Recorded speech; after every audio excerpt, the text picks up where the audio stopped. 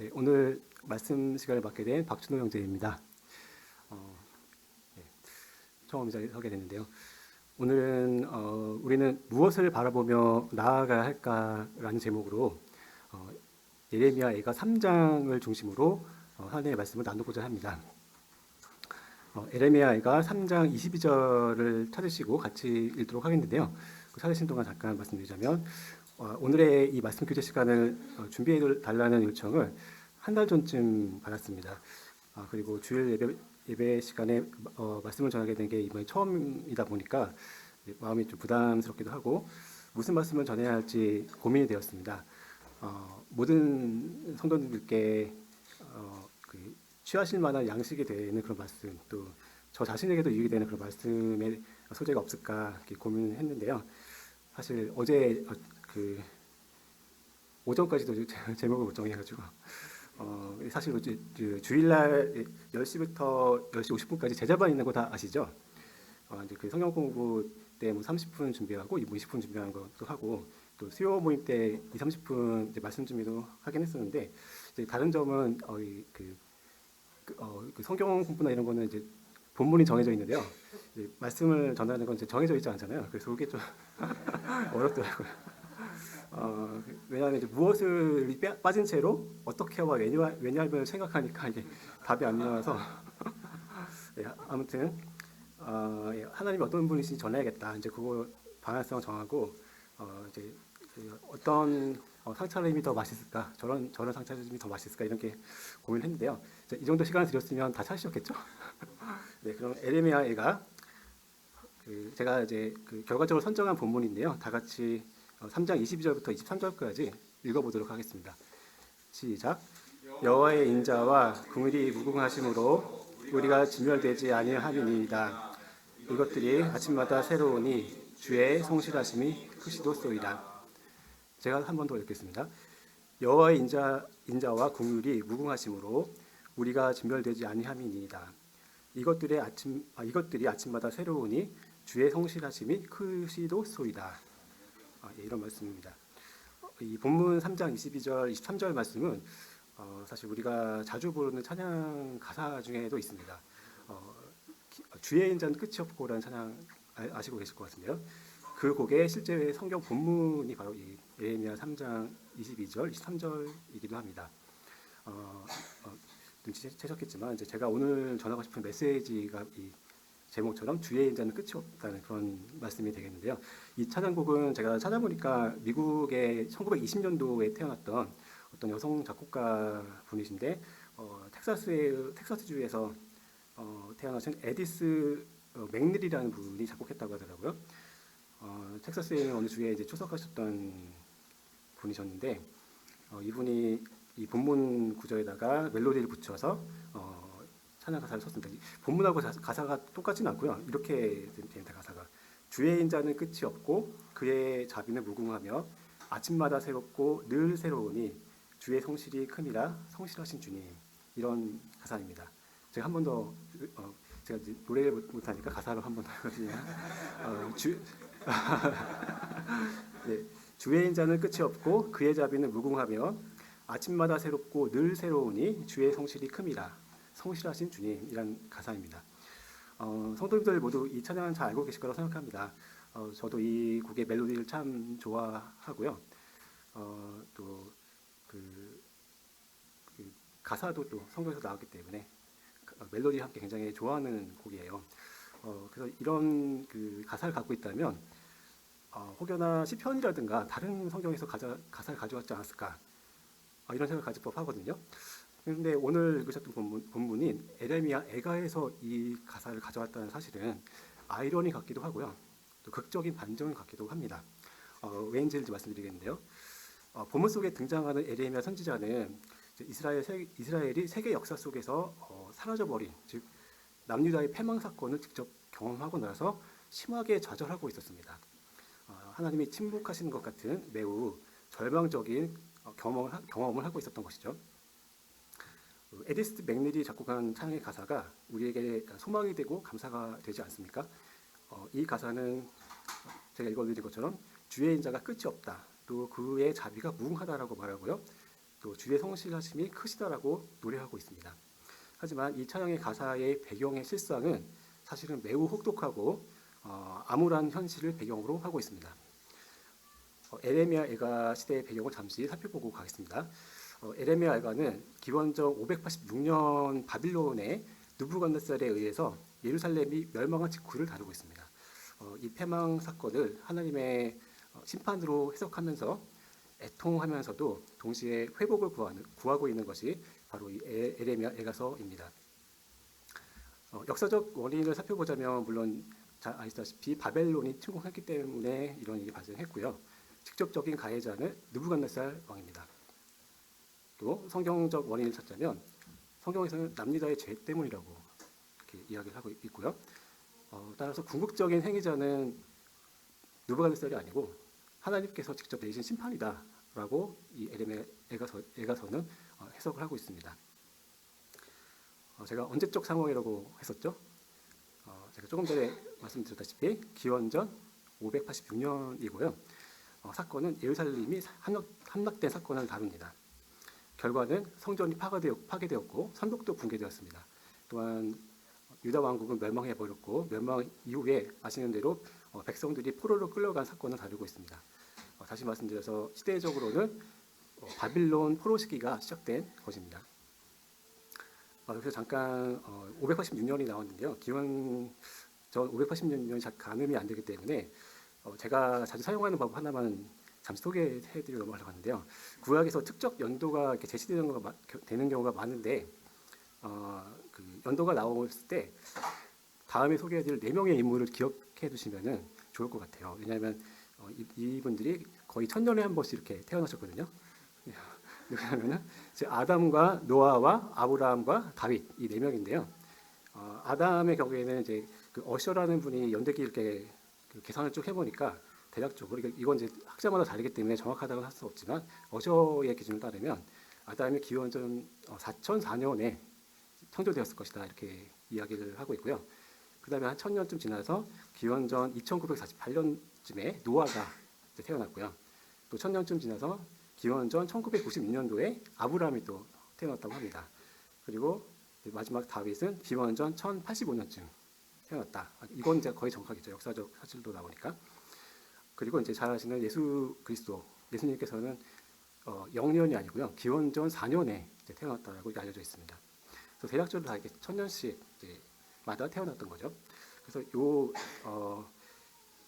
기준을 제 나름대로 이제 명칭을 붙이자면 1000년 단위 시간표 뭐 이렇게 이름을 붙여볼게요. 그래서 다시 이제 본문으로 돌아와서 누가 망했냐면은 망한 대상은 남유다였습니다. 그리고 수도였던 예루살렘이 향락되었습니다. 원래 이제 아시는 대로 그 이스라엘 자체는 하나잖아요. 하나였는데 솔로몬의 아들이었던 르호보암 왕 때 이 이스라엘이 둘로 쪼개졌습니다. 그리고 이들이 계속 하나님께 반역하다 보니까 북이스라엘이 먼저 망하는데 아시리아에게 멸망당한 때가 기원전 722년 때의 사건이고요.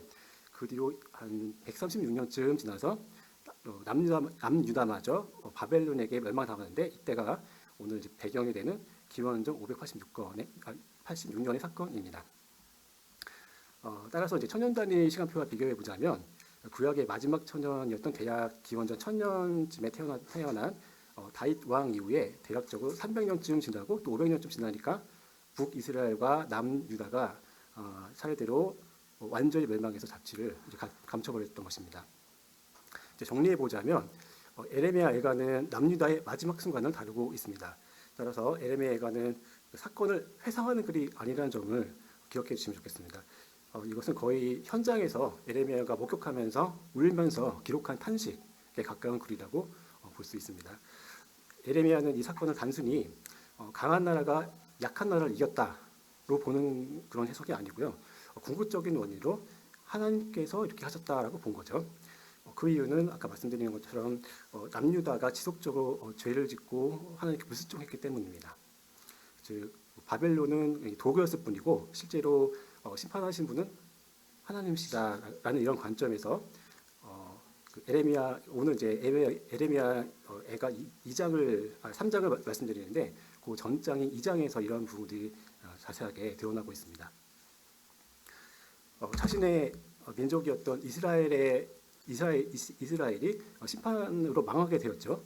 이 사건으로 인해서 예레미야는 크게 절망하고 있었습니다.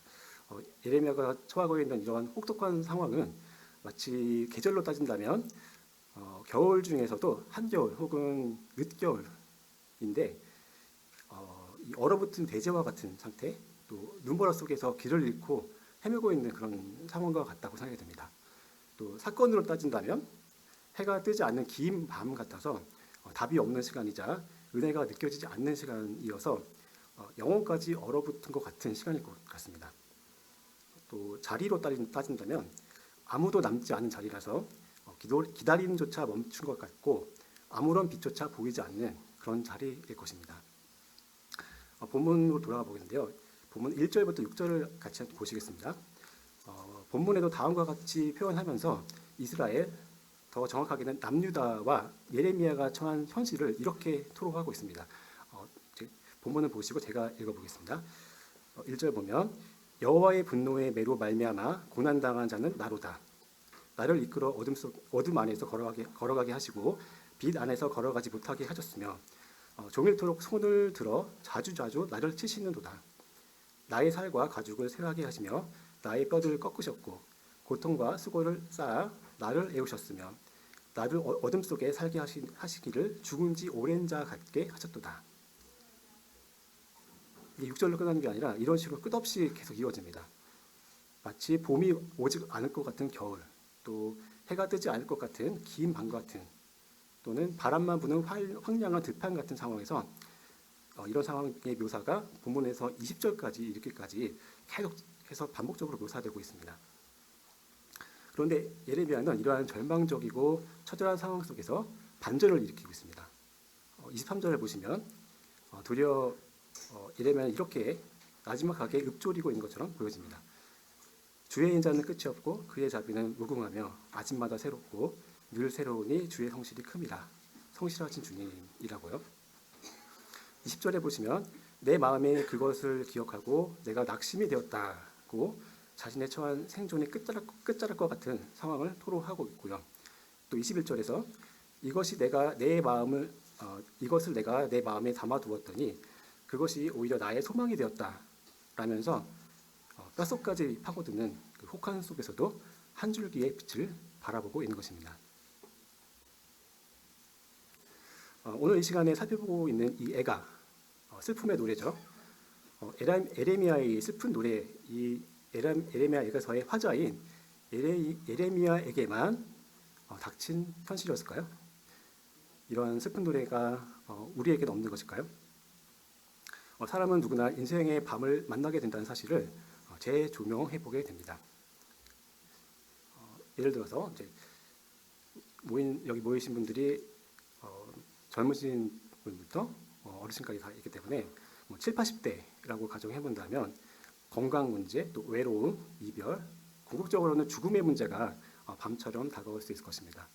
또 5, 60대를 본다면 지나온 삶에 대한 후회가 있을 수 있고 또 앞으로 남아있는 앞으로의 삶에 대해서 불안함이 있어서 또 이런 것들이 밤이 될 수 있을 것 같습니다. 그렇다면 50대 이하에는 밤이 없을까요? 30, 40대에게는 가정이나 직장, 또 삶의 책임의 무게 이런 것들이 밤이 될 수 있을 것입니다. 또 10대, 20대에게도 이들에게는 아무래도 불확실한 미래 이런 것들이 밤이 될 수 있다고 생각을 합니다. 하지만 오늘 본문 말씀은 이러한 밤이 끝이 아니라고 말씀해주고 있습니다. 예를 들어서 오늘 하루만 먼저 살펴보고 싶은데요. 지난 24시간 동안 어떤 일이 있었을까요? 하루 안에도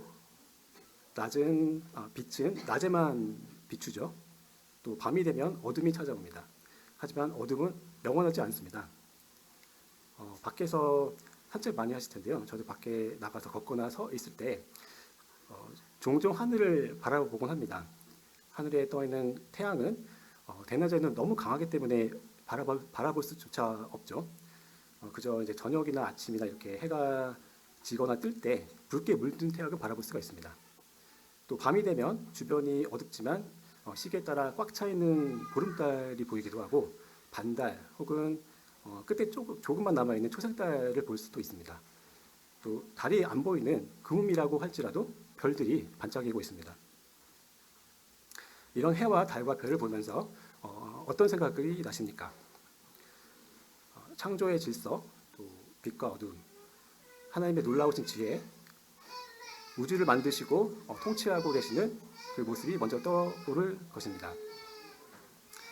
또한 밤이 지나고 새벽이 오고 또 새벽을 지나면 아침이 온다는 당연한 이치도 함께 떠올리게 됩니다. 저는 우리의 삶도 그렇다고 생각합니다. 매일매일의 삶이 이와 동일하다. 다시 말해서 낮과 밤이 매일 바뀌고 있고 연속됩니다.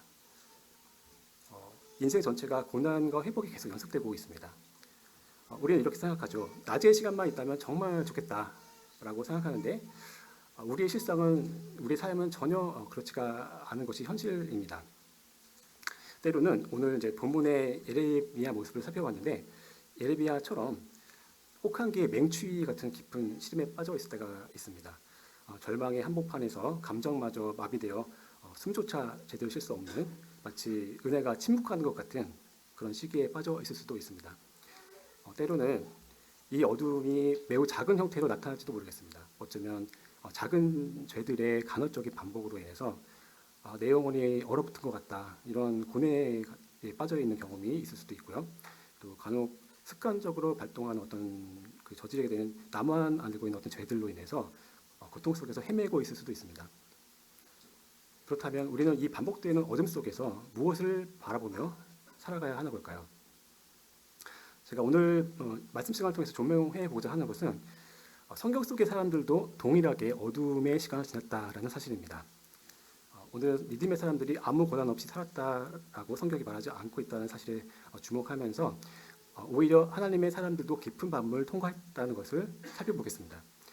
그 첫 번째 예로 하갈을 좀 살펴보려고 합니다. 하갈 아시죠? 이 하갈이 뭐라고 했냐면 하나님께 대해서 하나님은 나를 보시는 하나님 이렇게 표현하는 부분이 있거든요. 창세기 16장 21장에 이 하갈에 대한 이야기가 나옵니다. 이 하갈은 어디 사람이었을까요? 하갈이 아마 이집트 사람으로 알려져 있죠. 이 여인이 이제 광야에 버려졌어요. 그런데 하나님께서 찾아오셔가지고 하갈이 이런 고백을 하게 한 것입니다. 일반적인 시각에서는 하갈은 주인공처럼 보이지 않는 사람입니다. 왜냐하면 이제 아브라함도 있고 또 그의 안에 있던 사라, 이삭 같은 중심 인물들이 있다 보니까 그 사이에서 밀려난 사람이라고 그녀를 두고 어떤 분들이 저 같은 사람이 이제 그러한 평가를 낼지도 모르겠습니다. 이제 그녀는 이방인 출신일 뿐만 아니라 여종이었고 또 임신한 몸으로 광야에 도망했던 적이 있습니다. 게다가 나중에는 아들 이스마엘과 함께 광야로 내쫓기게 됩니다. 그런데 더 놀라운 점은 하나님은 그 광야에서 하갈을 만나셨다는 것입니다. 어떻게 이런 일이 있을 수 있었을까요? 하갈은 창세기 16장 13절에 보면 하나님을 향해서 이렇게 고백하고 있습니다. 나를 살피시는 하나님이라고요. 이 사례가 오늘 우리가 함께 살펴보기 좋다고 생각한 것은 분명한 이유가 있다고 생각합니다. 하나님의 사랑은 유명한 사람, 또는 뭐 강한 사람, 아니면 뭐 택함 받은 것처럼 보이는 사람, 이런 사람에게만 임하지 않는다는 사실 때문입니다. 사람들이 보지 않는 자리, 또 가족 안에서도 밀려난 자리, 광야 같은 자리에도 하나님은 찾아오신다는 것이죠. 대부분의 사람들은 하갈을 주변 인물로 보겠지만 하나님은 하갈을 살펴보셨고 돌보셨습니다. 따라서 이것을 기억하셨으면 좋겠습니다. 우리가 인생의 광야에 있을 때라도 하나님의 사랑은 우리를 잊지 않고 찾아오신다. 우리가 메인 캐릭터가 아니고 또 핵심 관계자가 아니라 할지라도 하갈 같다 할지라도 하갈에게 그리하셨듯이 우리에게도 동일한 하나님이시다라는 사실을 기억하고 싶습니다. 두 번째도 살펴볼 인물이 있는데요. 두 번째 인물은 선지자 사무엘의 어머니였던 한나입니다. 한나도 잘 아실 텐데요. 사무엘상 1, 2장에 살펴보면 나옵니다. 한나는 어떤 상황에 놓여 있었을까요? 한나에게 닥친 현실은 기다림에 지쳐 있고 개인적인 고통이 극에 달한 장면으로 묘사가 되고 있습니다. 왜냐하면 그녀는 아이를 낳지 못했거든요. 그래서 조롱과 슬픔 속에 있었습니다. 그런데 한나가 성전에서 기도한 뒤에 놀라운 일이 벌어집니다. 아직 그녀가 아이를 얻기도 전인데 한나의 얼굴에서 근심이 사라져버린 사건이 발생합니다. 한나를 통해서 살펴보고 싶은 지점은 그녀가 회복하게 된 시점에 있는데요. 한나의 남편이었던 엘가나는 브린나라는 아내가 한 명 더 있었습니다. 그런데 자식이 있었던 브린나가 자식이 없는 한나를 조롱하고 놀렸던 것이죠. 이로 인해서 한나는 괴로웠고요. 먹지도 못했습니다. 그리고 울 만큼 마음이 무너져 있었고, 그래서 그녀가 찾은 곳이 성전이었습니다. 이곳에서 마음을 쏟아서 기도했고요. 그렇게 기도한 후에 아직 사무엘을 낳은 게 아니잖아요. 아직 기도만 했을 뿐인데 성경에서는 그 얼굴에 다시는 근심의 빛이 없었다라고 말을 하고 있습니다. 하나님의 사랑은 문제가 다 해결된 뒤에만 경험되는 것이 아니라는 것을 알 수 있다고 생각합니다. 때로는 상황이 그대로 있는데도 불구하고 하나님 앞에서 마음이 먼저 회복되는 것을 경험하기도 합니다. 한나가 그랬듯이요. 물론 한나가 하나님 앞에서 소리 높여 격정적으로 토로했기 때문에 마음의 분함과 괴로움이 사그라져서 근심빛이 사라진 거 아니야? 뭐 이렇게 여길 수도 있을 것 같아요. 요즘식으로 이제 표현하자면은 단지 감정적으로 쌓였던 스트레스가 풀렸겠지, 이렇게 생각하는 거죠. 하지만 재미있는 것은 그녀가 간구할 때의 모습인데요. 한나는 입술만 움직였다 그래요. 음성 없이 마음속으로만 말했다는 거죠. 이 모습을 지켜본 엘리가 어떻게 했을까요? 엘리 제사장이 그 모습을 보다가 그녀가 술 취해서 그러는 줄 알았어요. 그래서 술 좀 작작 마시고 포도주를 끊어라 라고 말하는 장면이 나옵니다. 그녀는 속으로는 격정에 사로잡혀서 고뇌하고 있었지만은 겉으로는 소리조차 제대로 내지 못한 채 간구를 하고 있었던 것입니다. 스트레스 해소를 위해서 매달렸다라고 보기에는 좀 어렵다고 생각이 됩니다. 한나의 환경은 아직 바뀌지 않았지만 하나님 앞에 마음을 쏟아놓은 뒤 그녀의 얼굴이 먼저 바뀌었습니다. 한나의 예시는 무엇을 말할까요? 우리는 이것을 발견할 수 있다고 생각합니다.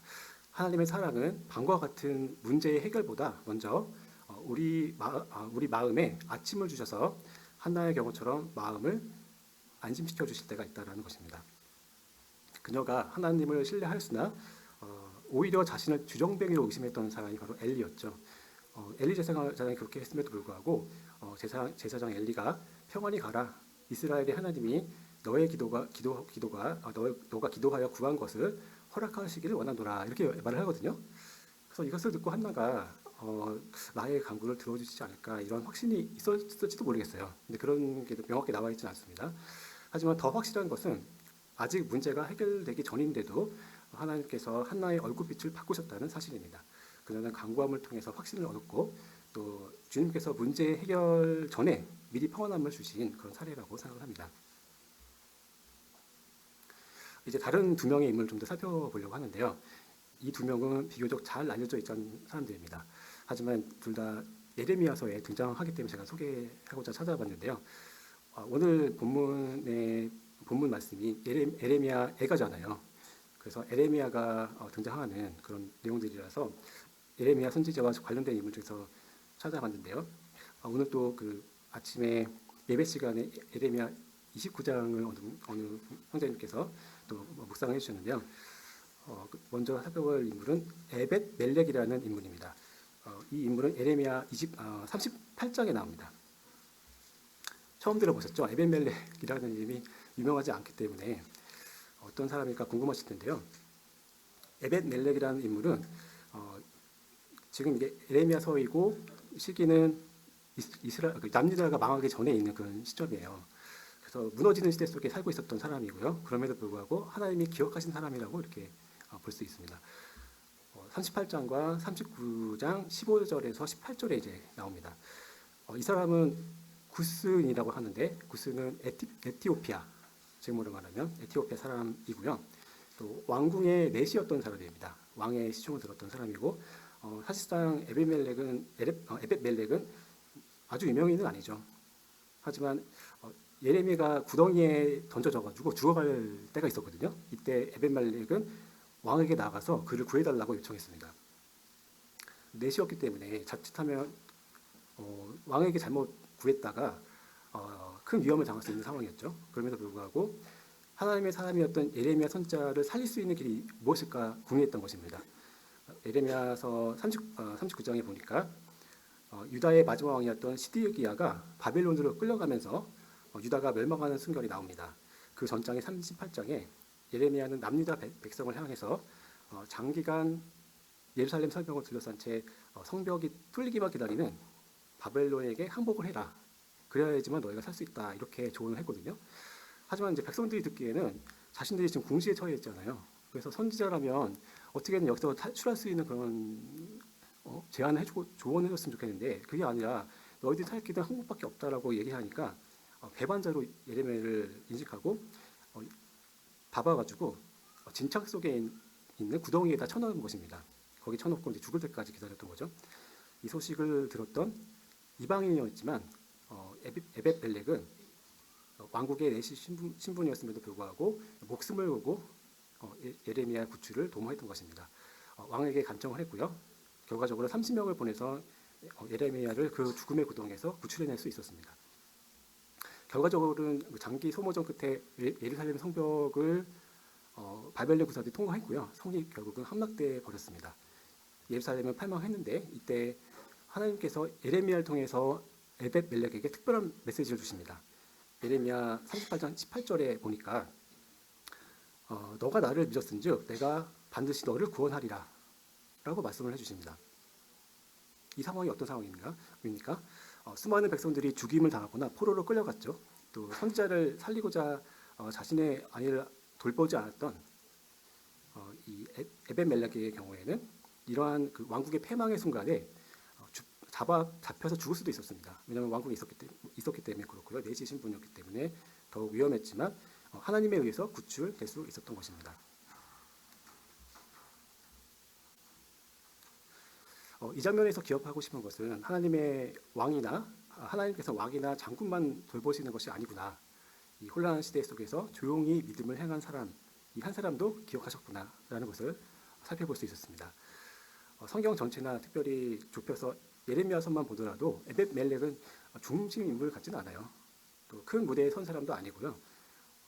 이방인이고 또 하지만 하나님께서 그를 보셨고 그의 믿음을 기억하셨습니다.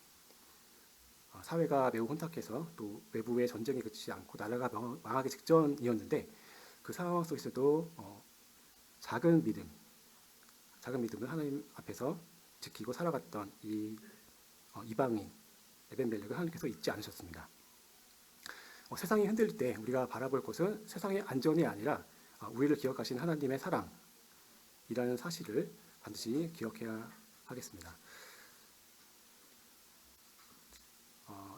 제가 이제 이 인물을 들고 온 것은 우리가 살아가는 세상이 다 직장생활, 가정생활, 사회에서 살고 있기 때문에 다 작은 일들을 하고 있습니다. 우리가 뭐 큰 일들을 하고 있지 않고 각자 맡은 소임, 또 책임을 감당하면서 살아가고 있는 오늘날의 소시민 같은 그런 사람들이 저와 형제 자매들이라고 생각하기 때문에 그런 속에서도 믿음을 지켰을 때 하나님께서 어떻게 우리를 지켜주시는가 하는 것에 주목을 해보았습니다. 예레미야서 한 번 더 살펴보겠는데요. 바룩이라는 인물 혹시 모르시죠? 네, 바룩이라는 인물이 있습니다. 이 사람은 예레미야 45장에 나오는 사람인데요. 바룩이 누구냐 하면 아마 어쩌면 이 이름을 거의 처음 들으시는 분도 있을지 모르겠어요. 이 사람은 예레미야의 서기관이었다라고 나옵니다. 다시 말씀드리면 이제 예레미야의 비서라고 볼 수 있고요. 말하자면 서기관 역할이니까 이제 기록하는 역할을 했고요. 예레미야의 예언을 받아 적어서 전달하는 인물이었다라고 볼 수 있습니다. 조금 전에 39장에서 예루살렘이 함락되었다라고 말씀드렸는데요. 예레미야서는 시간 순서대로 정리되어 있지는 않더라고요. 그래서 45장은 시간 순서상으로는 뒤가 아니라 오히려 앞으로 넘어갑니다. 그래서 예루살렘이 함락됐던 기원전 586년보다 약 20년 전인 650년, 기원전 605년경을 다루고 있고요. 이때가 이제 요시야 왕의 아들인 여호와김이라는 왕이 통치하던 과거 시점으로 돌아가는 장면입니다. 바룩은 어떤 사례일까? 이 사람은 말씀드린 대로 이제 예레미야의 말을 받아 적는 그런 서기관이었고요. 겉으로 보면은 하나님의 일을 하는 사람입니다. 그런데 이제 이 장면을 살펴보면 그가 깊이 지쳐 있는 모습을 볼 수 있습니다. 예레미야 45장에 보면 바룩이 이렇게 탄식을 하는데요. 화로다, 여호와께서 나의 고통에 슬픔을 더하셨으니 나는 나의 탄식으로 피곤하여 평안을 찾지 못하도다. 이렇게 말합니다. 매우 현실적인 말로 들리는데요. 그런데 이 말씀은 믿음이 없는 사람의 말이 아니었습니다. 하나님의 일에 동참한 사람의 말이었고요. 그런데 그는 지쳐 있었습니다. 평안을 찾지 못했고요. 하나님은 이러한 내면적 피로에 휩싸여 버린 바룩에게 화려한 성공을 약속하고 있지 않습니다. 대신에 예레미야 45장 5절에 이렇게 말씀하십니다. 내가 너를 위하여 큰 일을 찾느냐? 그것을 찾지 말라. 보라, 내가 모든 육체에 재난을 내리리라. 그러나 너가 가는 모든 곳에서는 내가 너에게 너의 생명을 노량물 주듯 하리라. 여호와의 말씀이니라. 이렇게 말씀합니다. 여기에 생명을 노량물 주듯 한다라는 것은, 노량물은 여기서 싸움에서 승리했을 때 얻은 전리품 있죠. 이거 전리품을 막 나눠주는 거 있잖아요. 그렇게 싸움에서 얻은 그 전리품들을 막 나눠주듯이 너의 생명을 지켜주겠다. 이런 의미로 해석할 수 있습니다. 다시 말해서 쉽게 말하면 모든 것이 흔들리는 시대라고 할지라도 내가 너의 생명을 지키겠다라고 하나님께서 약속을 해주신 거죠. 바룩의 경우를 살펴봤을 때도 하나님의 일을 하고 있지만 그 열심을 가지고 따르던 그 사람이 지쳤을 때 하나님께서는 그를 보호하실 뿐만 아니라 그를 지키셨습니다. 그런데 그를 크게 성공시켜 주시지 않을까라고 하는 기대가 있지 않으신가요? 저는 이제 그런 기대를 가져봤는데, 하지만 이 장면에서 하나님은 그 하나님을 믿으면 항상 크게 성공하게 해준다라는 식으로 메시지를 주지 않으십니다. 오히려 더 깊은 메시지를 주시는데요. 하나님은 지친 사람에게 삶 자체를 붙들어 주시는 은혜를 약속하고 계시다. 라는 측면에서 더 깊다고 생각합니다. 바룩에게 주어진 회복은 많은 사람들이 기대하는 것과 같은 화려한 승리는 아니었지만 그 이상의 것, 즉 무너지는 시대 속에서도 하나님이 그의 생명을 붙드신다는 약속이었습니다. 하나님의 사랑은 때로 문제를 즉시 없애는 방식이 아니라 그 문제 속에서도 우리가 끝까지 살아내게 하시는 방식으로 나타난다라는 것을 바룩의 사례를 통해서 알 수 있습니다. 앞에서 제가 10대, 20대부터 70대, 80대까지 모두 누구에게나 인생의 밤과 같은 시기가 있다라고 말씀드렸었는데요. 그 어느 경우에도 이 바룩의 경우가 적용될 수 있다고 생각을 합니다. 특히 나는 지쳤어. 내가 하는 일의 의미가 뭐가 있지? 나는 평안을 찾지 못하겠다라고 느끼시는 분들 계시다면 바룩의 회복이 주는 메시지를 한 번 더 생각해 보셨으면 좋겠습니다. 쓰러질 만큼 수고한 밤을 지내고 계신 분들이 이 자리에 계신가요? 제가 사실 요즘에 삶이 이와 비슷하긴 합니다. 개인적으로는 이제 일하느라고 과제에 치여가지고 이제 살고 있음에도 불구하고 이런 과제를 또 수주하겠다고 사투를 벌이고 있는 저 모습을 보면서 이 반복적인 삶을 보면서 이제 지쳐 있게 되는데요. 저뿐만 아니라 저와 비슷한 상황에서 혹은 더 바쁘시고 힘드신 상황 속에서 고군분투하고 계신 성도님들이 많으실 줄 압니다. 이제 마지막으로 이 사례 찾는 거는 한 번 더 하려고 하는데요. 신약에서 한 번 더 찾아봐야겠죠. 신약에는 에바브로디도를 한번 찾아보려고 해요. 이분도 이렇게 크게 알려져 있지는 않은 분인데요.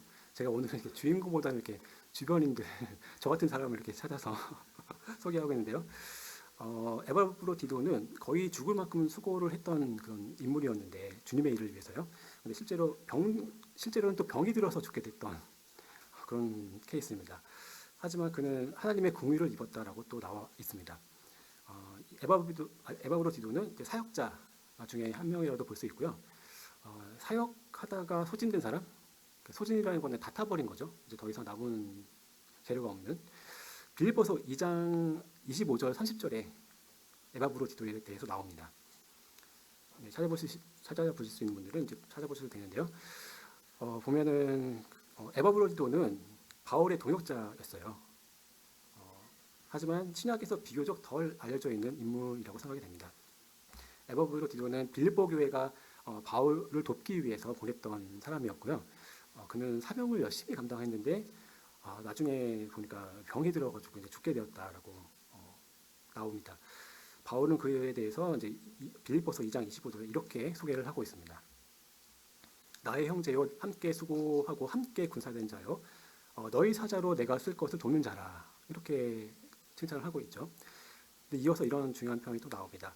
그가 병들어 죽게 되었으나 하나님이 그를 긍휼히 여기셨고, 긍휼히 여기셨다는 것은 병에서 뭐 나았다라는 뜻일지도 모르겠고, 아니면 병이 들었지만 그것을 잘 견뎌내고 있다, 뭐 두 가지 의미를 다 표현할 수도 있을 것 같은데요. 이 사례를 통해서 또 저나 성도님들에게 적용해 볼 것은, 에바브로디도가 말씀드린 대로 대단한 사도라든지 뭐 주인공은 아닐 수 있겠죠. 하지만 그는 누군가를 돕기 위해서 보내받은 사람이었고 뒤에서 섬기던 사람이었습니다. 마치 우리들의 모습 같죠. 그리스도의 몸의 지체 중에서 아주 작은 기능을 감당하고 있는 우리들의 모습이라고 생각합니다. 그런데 그 섬김의 길에서 병들고 거의 죽을 지경이 되었던 것입니다. 하지만 하나님의 사랑은 그를 외면하지 않으셨고요. 바울을 통해서 그의 회복, 즉 하나님의 긍휼에 대해서 말씀을 해주고 있습니다. 근데 에바브로디도 입장에서는 내가 열심히 이렇게 섬겼는데 왜 내가 아파야 하지? 라는 질문을 하지 않았을까요? 섬김에도 필요가 있고 또 헌신에도 눈물이 있고요.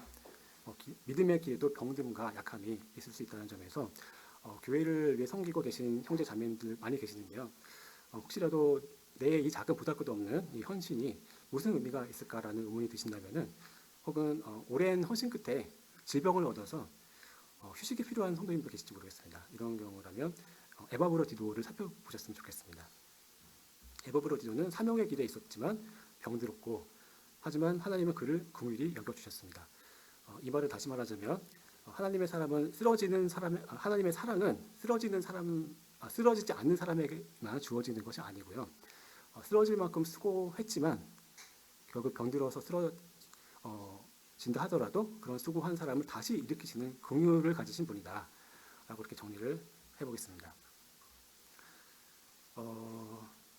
지금 시간이 많이 갔네요. 제가 마지막 사례로 하나 더 들으려고 했는데, 저의 개인적인 사례를 들으려고 했는데 시간이 좀 많이 가가지고요. 이거는 나중에 간증 시간이 있으면 이렇게 그때 해야겠네요. 그러면 이제 제가 이제 결론 부분으로 바로 넘어가겠습니다. 우리는 한번 은혜를 받았다고 해서 흔들리지 않는 사람이 되지는 않는 것 같습니다. 기도를 열심히 했다고 해서 모든 문제가 또 즉시 사라지는 것도 아니고요.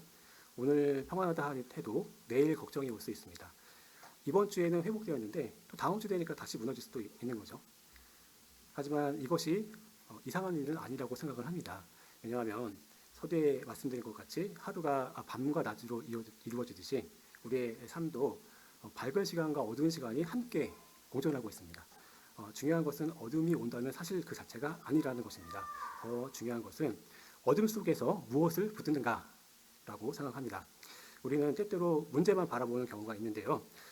사람의 평가만 바라본다면, 내 연약함만 바라본다면, 또는 지나간 실패만 바라본다면, 앞으로의 불안만 바라본다면 해결되는 것은 아무것도 없을 것입니다. 하지만 오늘 에레미야가 3장에서 성경에서 뭐라고 말씀하십니까? 우리에게 다른 것을 보라고 말씀하고 있습니다. 아침마다 새로우신 하나님의 궁예를 바라보라고 말씀하십니다. 우리를 포기하지 않으시는 하나님의 사랑을 바라보라고 말씀하십니다. 다시 본문 말씀으로 돌아와서 살펴보고 마무리하겠습니다. 주의 인자와 자비와 성실, 오늘 3장 22절 23절에 나온 말씀이죠.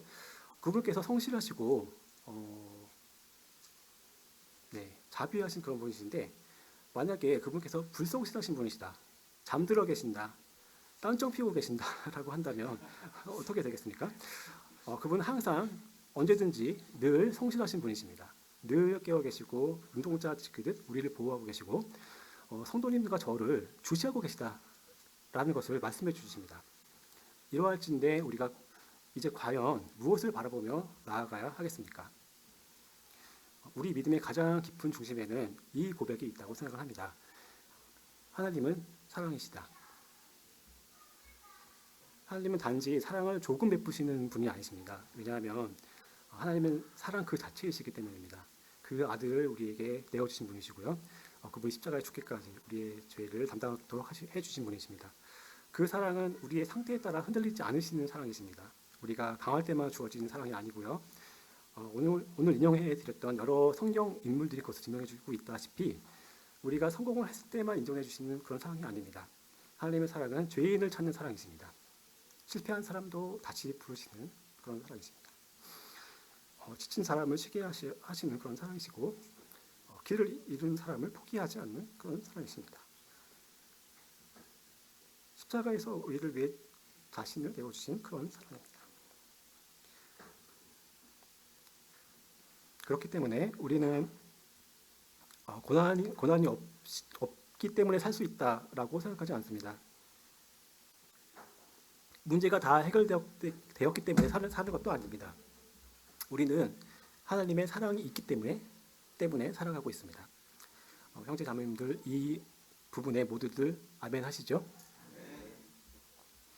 그러므로 저는 우리는 하나님의 사랑을 바라보며 나아가야 한다라는 말씀을 결론으로 내리려고 합니다. 성도님들은 우리는 무엇을 바라보며 나아가야 하는가 질문을 받는다면 어떠한 대답을 하시겠습니까? 우리는 내 상황만 바라보고 있지는 않은가요? 그것은 위험할 것입니다. 왜냐하면 상황은 자주 바뀝니다. 건강도, 인간관계도, 일도, 심지어 나의 감정조차도 또 시대도 변하고 있습니다. 요즘 AI가 인공지능이 갑자기 몇 년 전부터 등장하더니 사회 전반을 막 뒤흔들고 있고 세상을 막 휩쓸고 있는 것 같습니다. 우리는 내 믿음의 크기만 바라보면서 나아가서도 안 될 것입니다. 왜냐하면 우리의 믿음도 때때로 흔들리기 때문입니다. 베드로 다 기억하실 텐데요. 베드로와 같이 무리를 걷는 그런 확신이 있을 때도 우리도 있습니다. 그런데 금세 두려움이 클 때도 있죠. 베드로가 그랬던 것처럼 바람을 보고 무서워서 두려워하다가 결국 바다에 빠져버린 베드로 같은 경우가 우리에게도 있을 수가 있습니다. 우리는 사람의 인정만 바라보며 살아가서도 안 될 것입니다. 사람의 평가도 언제든 달라질 수 있고요. 따라서 우리가 바라보아야 할 것은 하나님의 사랑이라고 말씀을 드리고 싶습니다. 아침마다 새롭게 우리를 붙드시는 하나님의 긍휼, 이 긍휼은 예수 그리스도 안에서 끊어지지 않는 하나님의 사랑을 말하고 있습니다. 저에게 필요한 것 또한 이것이기 때문에 오늘 말씀 주고 시간을 통해서 저에게 들으라고 우리 주님의 인자하심이 얼마나 무궁하신지 또 주님의 사랑과 자비하심이 얼마나 섬세하신지를 또한 주님의 그 성실하심이 얼마나 크고 놀라운지를 말씀드렸습니다. 오늘의 결론입니다. 밤은 지나가고 하나님의 사랑은 남는다 라는 결론을 내리고 싶습니다. 사랑하는 성도님들, 우리의 삶에는 밤이 있습니다. 그러나 밤이 있다고 해서 태양이 사라진 것은 아니겠죠.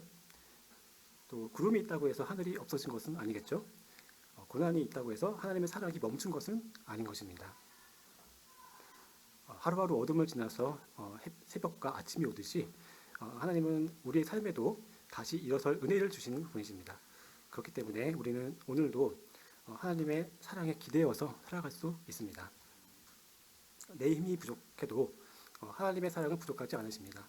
내 마음이 흔들린다 할지라도 하나님의 사랑은 결단코 흔들리지 않으십니다. 내 삶에 밤이 찾아왔다 하더라도 하나님의 긍휼은 아침마다 새롭습니다. 아침마다 새롭고 늘 새로우니 성실하심이 금이라 성실하신 주님. 아쉽게도 이 찬양이 없더라고요. 찬양집에. 우리는 무엇을 바라보고 나아가야 하나요? 우리는 하나님의 사랑을 바라보며 나아가야 할 것입니다. 그 사랑에 기대어 오늘 살고 그 사랑을 붙들고 내일로 나아가야 합니다. 우리 주님의 성실하심이 크시니 주의 인자하심과 사랑하심이 아침마다 새롭습니다. 이상으로 준비된 말씀을 모두 마치겠습니다.